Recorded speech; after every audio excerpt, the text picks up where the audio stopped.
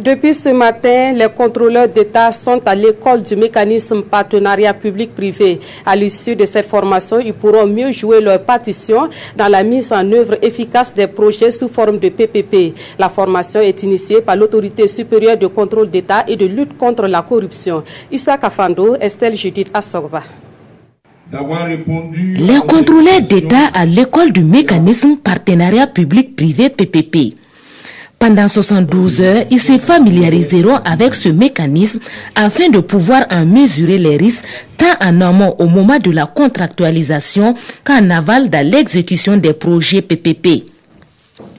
Il est question pour nous de doter le contrôleur d'État pris dans sa fonction de contrôleur d'État de tout ce qu'il y a comme outil pour savoir déceler les vices et les risques qu'il peut y avoir dans la contractualisation d'un contrat qui va engager la vie des populations.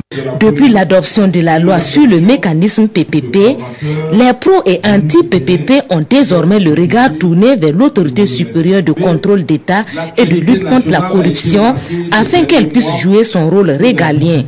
Et cette formation, selon le contrôleur général, est d'une impérieuse nécessité. Cette formation est la première d'une série de formations que les contrôleurs d'État vont recevoir afin de pouvoir mieux exercer leur rôle qui est d'interpeller le gouvernement pour dire attention, ici il y a un problème, de dénoncer s'il y a des contrats qui sont mal ficelés et aussi de pouvoir conseiller en disant de telle ou telle disposition qui existe dans tel contrat.